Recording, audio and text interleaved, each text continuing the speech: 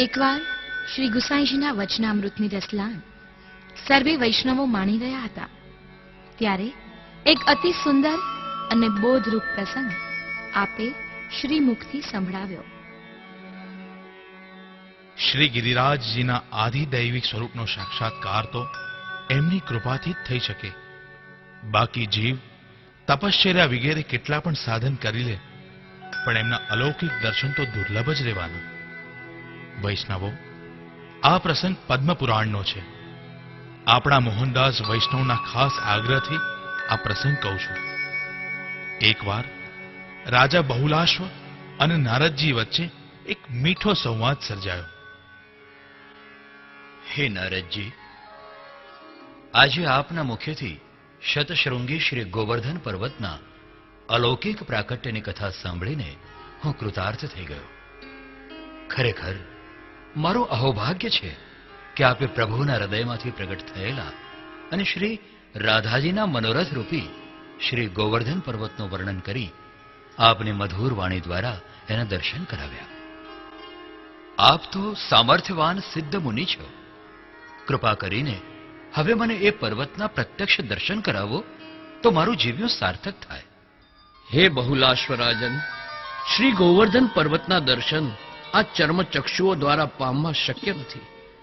સ્વયં શ્રી પ્રભુના શ્રીઅંગો સમાન એ પર્વત ગોલોક ધામમાં આધિદૈવિક સ્વરૂપે નિત્ય લીલામાં બેવડું પાત્ર ભજવે છે. એક તો એ સ્વયં પ્રભુનો અવતાર છે અને બીજું સ્વરૂપ ભગવત ભક્તનું છે. ભક્ત સ્વરૂપે તેઓ હંમેશા પ્રભુની સેવામાં તત્પર રહે છે. ગૌચારણ માટે પધારેલા પ્રભુનો શ્રમ નિવારવા તેઓ નિકુંજો સિદ્ધ કરી રાખે છે.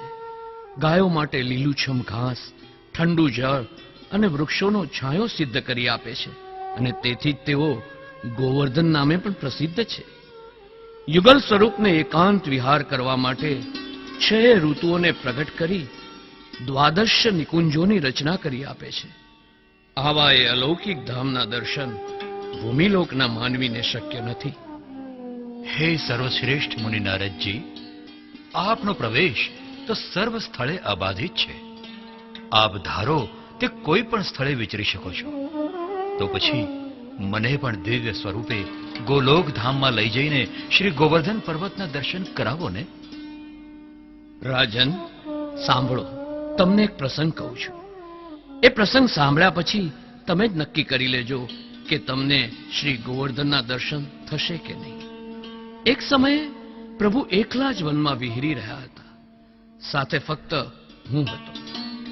વચનામૃતોની રસલહાણ થઈ રહી હતી. વચ્ચે વચ્ચે બાંસુરી વાદન પણ થતું હતું. બહુવિધ વિષયો પર પ્રભુ મને સમજણ આપી રહ્યા હતા. એવામાં શ્રી હરિને તરસ લાગી અને મને ક્યાંકથી જળ લઈ આવવા કહ્યું. હું તરત જ જળની શોધમાં નીકળી પડ્યો અને થોડું ચાલ્યા પછી એક સરોવરને કિનારે પહોંચી ગયો. સરોવરને કિનારે પહોંચ્યો તો ખરો, પરંતુ ત્યાં મેં શું જોયું ખબર છે? 2 ઋષિઓ કિનારા પર બેસીને તપશ્ચર્યા કરતા હતા અને એમની બાજુમાં મનુષ્યના હાડકાનો પર્વત ખડકાયેલો હતો. મને બહુ જ આશ્ચર્ય થયું અને અસમંજસમાં હું જળ લીધા વિના જ પાછો ફર્યો. પાછા આવીને મેં શ્રીહરિને આ વાત પૂછી ત્યારે આપશ્રીએ કહ્યું, એ બંને ઋષિઓ ગોલોકધામ સ્થિત શતશૃંગી ગોવર્ધન પર્વતના દર્શન કરવા માટે તપશ્ચર્યા કરી રહ્યા છે. તપ કરતા કરતા દેહ છોડે છે અને વળી પાછો નવો જન્મ ધારણ કરીને તપ કરે છે. આ પ્રકારે તેમણે અનેક જન્મો ધારણ કર્યા અને અનેક દેહોનો ત્યાગ કર્યો. એમના દેહના હાડકાં ત્યાં ખડકાતા ગયા અને પર્વત જેટલા ભેગા થઈ ગયા.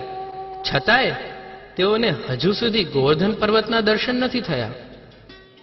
હવે રાજન, તમે જ કહો કે હું તમને એ અલૌકિક પર્વતના દર્શન કરાવી શકું કે નહીં, અથવા તો તમે એ પર્વતના દર્શન કરી શકો કે નહીં.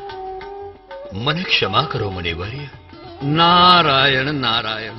રાજન, શ્રી ગોવર્ધન પર્વતના અંતઃકરણમાં તો સદૈવ ધર્મ વિપ્રયોગ સ્વરૂપે નંદનંદન બિરાજે છે.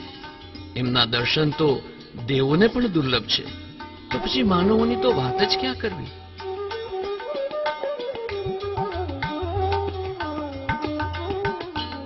પ્રસંગ સાંભળી સર્વે વૈષ્ણવો ગદગદ થઈ ગયા. વાહ વાહ કૃપાનાથ, આજે બહુ સુંદર પ્રસંગ સંભળાવ્યો. પરમ અલૌકિક ધામ સમા શ્રી ગિરિરાજજી ભગવત ઈચ્છાથી ભૂતલ પર પણ પ્રગટ થયા અને રાવણના દાદા તથા બ્રહ્માજીના પુત્ર એવા પુલત્સ્ય ઋષિના પ્રયાસથી તેઓ શાલ્મલી દ્વીપમાંથી અહીં વ્રજમાં પધાર્યા. આપણા સૌનું મહદભાગ્ય છે કે આપણી વચ્ચે આદિ ભૌતિક સ્વરૂપે શ્રી ગિરિરાજજી બિરાજમાન છે. બોલો હરિદાસ વર્ય શ્રી ગિરિરાજજી કી જય. બોલો હરિદાસ વર્ય શ્રી ગિરિરાજજી કી જય.